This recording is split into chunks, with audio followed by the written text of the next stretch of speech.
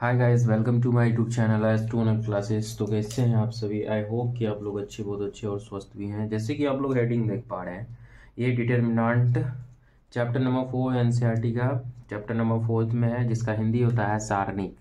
क्या है Hindi? सारणिक। I hope आप सभी अच्छे से देख पा रहे हैं। इसका हिंदी होगा सारणिक और मस्ट इम्पोर्टेंट है, क्योंकि ये एग्ज़ाम में, फाइनल एग्ज़ाम में जो बिहार बोर्ड में है, क्वेश्चन जो है इससे एक लॉन्ग क्वेश्चन एकदम डेफिनेटली है, रहेगा तो रहता ही है हर साल। तो लॉन्ग क्वेश्चन के लिए एक क्वेश्चन एकदम फिक्स्ड है, आपका डिटर्मिनेंट से रहेगा। तो टोटल ऐसे तो 7 नंबर से पूछता है, मोस्ट इंपॉर्टेंट है, बहुत ही आसान है। आप सभी इससे पहले मैट्रिसेस पढ़ चुके होंगे ऑलरेडी सभी को। आई होप कि आप सभी मैट्रिक्स को समझ पा रहे हैं, अच्छे से जान पा रहे हैं। नहीं भी जान पा रहे हैं, समझ पा रहे हैं, तो आप बेसिक समझिए और बहुत ही ईजी है और आसानी से समझ जाइएगा। तो चलिए स्टार्ट करते हैं। जैसे कि सपोज दैट आप सभी जानते हैं कि मैट्रिक्स जो होता है ना, ए मैट्रिक्स बराबर, यहीं से स्टार्ट करते हैं। ए मैट्रिक्स अगर ले लें, A11, A12, A21 और A22, आप सभी को पता है ये 2/2 का है ना, 2/2 का। तो ये अब इसका डिटर्मिनेंट फाइंड करना है, तो सिंपल है, एकदम सिंपल, बहुत ही सिंपल है कि डिटर्मिनेंट फाइंड। अब सभी को पता है कि A11, A12, A21, A22 है क्या। एक्चुअल में ये कुछ है नहीं, कोई नंबर होगा, है ना। ये कोई रियल नंबर होगा, real numbers and complex number, यही होगा। इसके अलावा तो कुछ हो नहीं सकता। या कोई फंक्शन भी हो सकता है ना, कोई फंक्शन भी हो सकता है। आप सभी को पता है, जब आप चैप्टर 3 का मैट्रिक्स पढ़ रहे होंगे तो चलिए समझते हैं कि जब इसका डिटर्मिनेंट अगर फाइंड करना हो तो क्या करना हो। डिटर्मिनेंट फाइंड करने के लिए सिंपल सा आपको क्या करना पड़ेगा, ए में जो है ना, ए को ना दो डंडे के बीच में रखना है, ऐसे, इस तरह से। आप देख पा रहे हैं, इस तरह से, क्लियर। ऐसे लिखेंगे A11, A12, A21 और A22, सिंपल। अब सोच रहे होंगे कि तो मॉडुलस है। हाँ, ये मॉडुलस भी है, मॉड भी है, आप सभी मॉड भी पढ़े होंगे, बट अभी हम क्या कर रहे हैं, मैट्रिक्स में पढ़ रहे हैं डिटर्मिनेंट, तो इसको डिटर्मिनेंट ही पढ़ेंगे, क्लियर। इस डिटर्मिनेंट को ना और तरीका है लिखने का, जो कि ऐसे भी लिखते हैं, या डिटर्मिनेंट ए ऐसे भी लिख देंगे, क्लियर। या फिर डिटर्मिनेंट को ऐसे भी एक लिखने का तरीका है, डेल्टा। आई होप आप सभी समझ पा रहे हैं, ये डेल्टा है, ठीक है। अब इसको कैसे फाइंड करेंगे, तो आप सभी को एक चीज़ और पता है, क्या पता है कि ये जो है ना आपका, ये क्या है, डायगोनल है। क्या है? डायगोनल। आई होप आप सभी को डायगोनल मैट्रिक्स भी पता होगा। ये जो है डायगोनल है, और इसको बोलते हैं प्री डायगोनल या प्रिंसिपल डायगोनल। प्रिंसिपल, क्या बोलेंगे, डायगोनल। यार पेन ढंग से चल नहीं रहा है, चलो ब्लैक पेन से ही चल जाते हैं। Diagonal, clear. प्रिंसिपल डायगोनल, या इसको प्री डायगोनल भी बोल सकते हैं, प्री डायगोनल, या फिर सिंपल डायगोनल भी बोल सकते हैं, इसमें कोई बड़ा बात नहीं है, ठीक है। और ये जो सेकेंड है आपका, ये है आपका सेकेंड, सॉरी यार थोड़ा सा लिखने में दिक्कत हो रहा है। ये है आपका सेकेंडरी डायगोनल। क्या है? Secondary diagonal, clear that to all of you guys. Secondary diagonal, या फिर इसको ना ऑफ डायगोनल भी बोला जाता है। ये कौन सा नाम है? हाँ, ये डायगोनल, ऑफ डायगोनल भी है, ऑफ डायगोनल। यार जब कंप्यूटर में इसका यूज़ किया जाता है ना, तो वहाँ ये सब नाम का ज़रूरत पड़ता है, बट अभी यहाँ पे ये सब कोई नाम का ज़रूरत नहीं है। बस जानकारी के लिए आपको जानना है कि इसको ऑफ डायगोनल भी बोला जाता है। तो सिंपल सा है, ये प्रिंसिपल डायगोनल है, ये सेकेंडरी डायगोनल है, या फिर इसको फर्स्ट और इसको सेकंड डायगोनल भी कर सकते हैं। तो देखिए इसको सिंपल सा है, फाइंड कैसे करेंगे, सिंपल करना है, इससे मल्टीप्लाई कर देना है, A11 A22 से, एकदम इजी वे में। A11 A क्या करना है, 22, और माइनस कर देना है। क्या करना है? माइनस करना है। और सेकेंडरी डायगोनल A12 और ये 21, बस सिंपल। आई होप आप ये समझ गए होंगे। ये क्या आ गया, ये डिटर्मिनेंट ऑफ ए आ जाएगा फाइंड। जैसे फॉर एग्जांपल, एक एग्जांपल लेके भी दिखा देते हैं, एक एग्जांपल भी लेते हैं।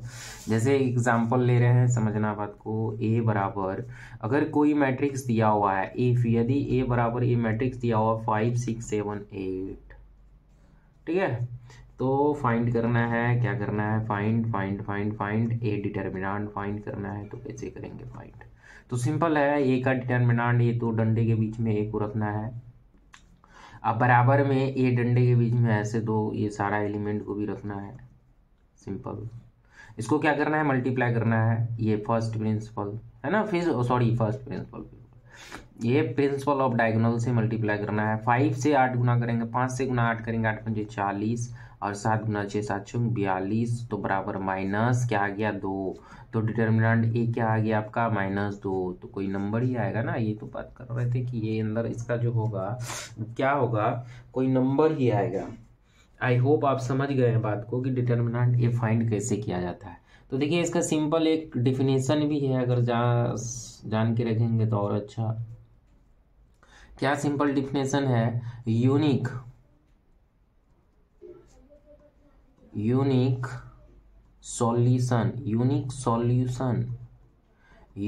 Solution of square matrix. Must important बात बता रहे हैं आपको, स्क्वायर मैट्रिक्स क्या है, स्क्वायर मैट्रिक्स इज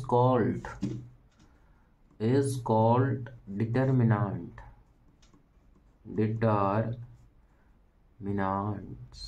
एक बात हमेशा याद रखना है कि जब भी हम डिटर्मिनेंट फाइंड करेंगे वो एक स्क्वायर मैट्रिक्स का ही होगा। क्या होगा, वो एक स्क्वायर मैट्रिक्स का ही होगा। और स्क्वायर मैट्रिक्स सभी को पता है कि कॉलम और रो इक्वल होता है। कॉलम और रो, जिसको पता नहीं है कि कॉलम रो होता क्या है तो आप समझिए बहुत आसान है। आप लोग मैट्रिक्स पढ़े होंगे तो वहाँ कॉलम रो बहुत बार पढ़े होंगे। A11 A12 A21 और A22, ये जो आप लिखा गया है ना, ये 2/2 पहले जो है ना रो लिखा जाता है। क्या लिखा जाता है, रो, इसको कहेंगे रो। और सेकंड में कॉलम लिखा जाता है, क्या लिखेंगे, कॉलम। क्लियर? रो को आई से रिप्रेजेंट किया जाता है और कॉलम को जे से। क्लियर? इसमें होता क्या है, डिटर्मिनेंट फाइंड जो करेंगे यहाँ पे, row equal to number of row equal to number of column, दोनों क्या होना चाहिए, बराबर होना चाहिए, तब जाके ये डिटर्मिनेंट क्या होगा, नहीं तो डिटर्मिनेंट नहीं होगा। ये भी दिमाग में हमेशा बात रखना है। तो आई होप कि आप लोग समझ गए होंगे कि डिटर्मिनेंट फाइंड सिर्फ स्क्वायर मैट्रिक्स का होगा, इसके अलावा नहीं। तो ऐसे भी लिख सकते हैं नोट में, ओनली फाइंड ऑफ डिटर्मिनेंट क्या, ऑफ स्क्वायर मैट्रिक्स। क्लियर? चलिए और इसके आगे समझते हैं। ये तो बेसिक बात हो गया, और भी बेसिक बात डिस्कशन करेंगे। आई होप आप सभी अच्छे से समझ पा रहे हैं। चलिए इसके बाद देखते हैं, चलिए समझते हैं इसको। ये है क्या, आई होप आप सभी अच्छे से देख पा रहे हैं। Determinant of A matrix of order 1 by 1। क्या करना है, डिटर्मिनेंट जो है ना मैट्रिक्स 1 by 1 का देखना है। तो 1 by 1 का आप सभी को पता है, एक ही रो एक ही कॉलम होना चाहिए। जैसे एग्जांपल में अगर मैं कोई मैट्रिक्स लूँ, ए बराबर सपोज दैट 5 मैट्रिक्स है। अगर इसका डिटर्मिनेंट करना है तो सिंपल, दो डंडा इस तरह से लगाना है, तो डिटर्मिनेंट में भी ऐसे, तो बराबर क्या आ जाएगा 5। तो ये क्या आ गया 1 by 1, क्या 1 by 1 मैट्रिक्स का डिटर्मिनेंट फाइंड हो गया। आई होप आप समझ गए। चलिए इसी तरह से अगर डिटर्मिनेंट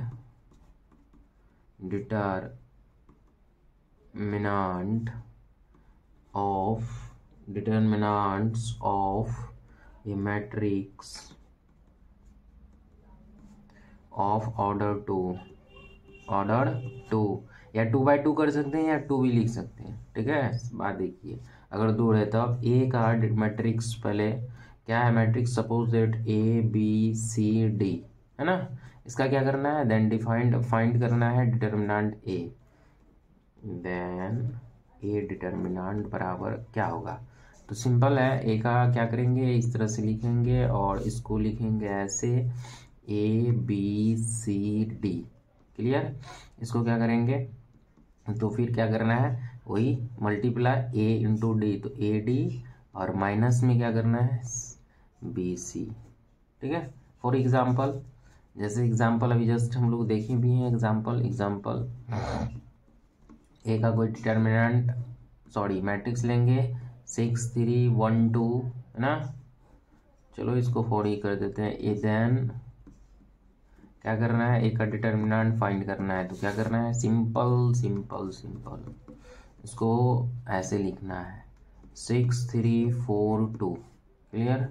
सो क्या करेंगे, 6 2 12 और 3 4 -12 इज इक्वल टू 0। तो ए का डिटर्मिनेंट क्या निकल के आया, तो बराबर 0 आया।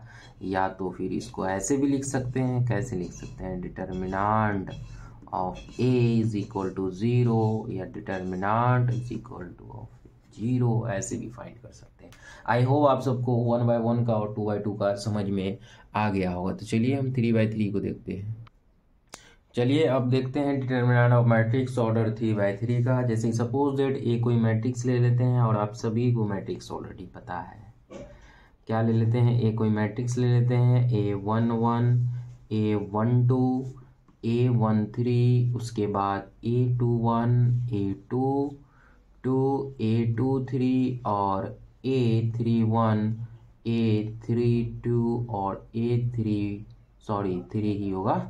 तो ये आ गया आपका 3 by 3 का मैट्रिक्स। अब इसका डिटर्मिनेंट फाइंड करना है, तो बहुत सिंपल है डिटर्मिनेंट फाइंड करना। तो जैसे कि ए को ऐसे लिखेंगे, और इसमें भी ए को कैसे लिखेंगे, A11 A12 A13 और A21 A22 और A23 और A31 A32 A3 क्या लिखेंगे, 3।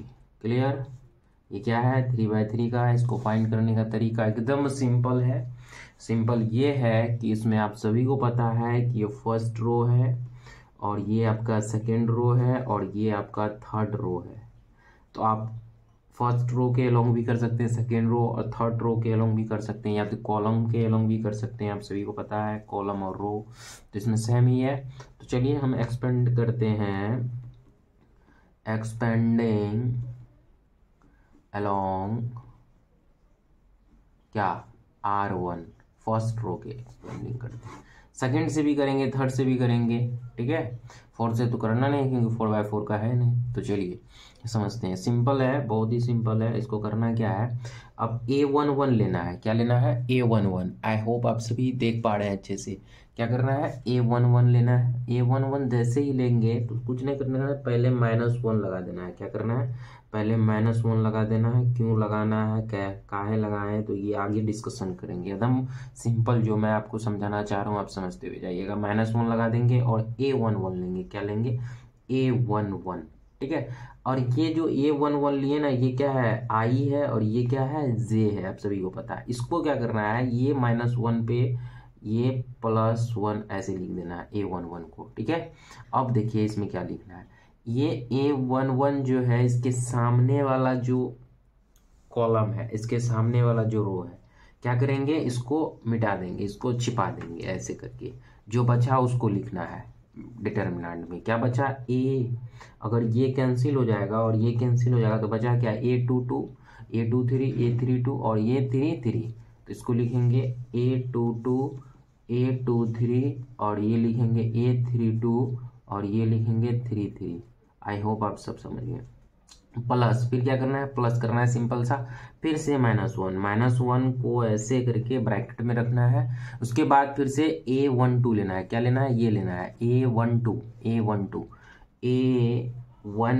और कुछ नहीं करना है, पावर क्या लगाना है, इसी को 1 + 2। क्लियर। अब इसके बाद क्या करना है, फिर से डिटर्मिनेंट लेना है, और इसके सामने वाला और इसके सामने वाला कैंसिल, बचा A21। आप सभी को पता है A21, और इसके बाद A23 इसके बाद क्या बचा, A31 और इसके बाद क्या बचा, A33। आई होप क्लियर सभी। प्लस प्लस प्लस प्लस, इसके बाद क्या करना है, फिर से कुछ नहीं करना है, -1 लेना है, -1 लेना है, -1 लेना है, और उसके बाद A31 लेना है, और फिर से डिटर्मिनेंट। क्या करना है, फिर से डिटर्मिनेंट करना है और इसका पावर क्या करना है, इसी को लिखना है A13 1 + 3। तो क्या करना है, इसके बाद इसके सामने वाला कैंसिल, इसके सामने वाला कैंसिल, तो बचा A21 A22 A2 हाँ A21 A22, इसके बाद A31 A32 A31 A32। आप इतना कर लीजिए बस, बाकी बात तो आपका हो गया काम। क्या काम है, मतलब सॉल्व हो गया डिटर्मिनेंट ए। कैसे डिटर्मिनेंट, अब इसको सॉल्व कैसे करना है, तो अब सिंपल से एक बात समझिएगा, -1 में अगर ओड पावर रहे तो क्या होगा, -1 ही होता है। अगर -1 में इवन पावर रहे तब क्या होगा, तो ये प्लस में आ जाता है। आई होप आप सभी को पता है ये चीज़, नहीं पता है तो अभी से जानिए, ठीक है। पावर में ये थोड़ा डिफरेंट होता है। तो आप देखिए यहाँ पे क्या है, 1 + 1 क्या हो जाएगा, एक सम संख्या, ये प्लस हो जाएगा A11। अब इसको फाइंड कैसे करेंगे, वैसे मल्टीप्लाई, ये दोनों को मल्टीप्लाई करेंगे, A22 और A33 minus minus minus A23 और A32, आप सभी को पता है। अब देखिए यहाँ पे +1 + 3, ये तो ओड हो जाएगा, पावर ओड पावर होगा तो माइनस आएगा, तो इधर माइनस लगाना, -A12 और इनटू में क्या करना है, इस दोनों को मल्टीप्लाई करना है, A21 और इनटू में A33 और माइनस क्या करना है, A23 और A31। क्लियर। अब देखिए 1 + 3 4, क्या हो गया, इवन पावर हो गया सम संख्या का, तो ये भी प्लस हो जाएगा। अब A13 और ये आ जाएगा क्या, A21 इनटू में A31 A21 और इनटू में A32 और माइनस क्या लिखेंगे, A22 और A31। आई होप आप सभी अच्छे से देख पा रहे हैं, ये क्या है, ये क्या है आपका A31 है। क्लियर, सभी को पता है कि कैसे मल्टीप्लाई किए हैं, एकदम सिंपल किए हैं, आप सभी को समझ में आ जाना चाहिए। ये क्या किए हैं, एक्सपेंडिंग अलोंग R1, अब R2 भी कर सकते हैं, R3 भी कर सकते हैं। चलिए R2 के अकॉर्डिंग लेके देखते हैं क्या होगा। ये तो अभी एक्सपेंडिंग अलोंग R1 किए थे, अब क्या करेंगे, R2 के अकॉर्डिंग करेंगे। क्या करेंगे, एक्सपेंडिंग अलोंग R2, ठीक है, एक्सपेंडिंग अलोंग R2 लेंगे। R2 तो ये है मेरा A21 है ना, A21। तो क्या करेंगे, फर्स्ट ऑफ ऑल -1 का पावर करेंगे, क्या करेंगे, पावर A21 लिए, तो A21 जो है इधर लिखना है 2 + 1। और फिर इसके बाद ये इसके बाद इसके सामने वाला कैंसिल, इसके सामने वाला कैंसिल, बचा A12 और बचा A13, बचा A32 और बचा A33। आई होप आप सब समझ गए होंगे, अब समझ में आ रहा होगा। -1 लेंगे, इसके बाद A22 इसका पावर क्या करेंगे, 2 + 2, क्योंकि A22, फिर डिटर्मिनेंट लेने के बाद क्या करेंगे, ये इसके सामने वाला कैंसिल, ये सामने वाला कैंसिल, इसके सामने वाला कैंसिल, बचा क्या, A11 A13, क्या बचा, A11 A13 और इधर बचा क्या, A31 और इधर क्या बचा आपका A33। सिंपल। फिर इसके बाद प्लस -1, ठीक है, क्या करना है, -1 क्या लेना है, A23।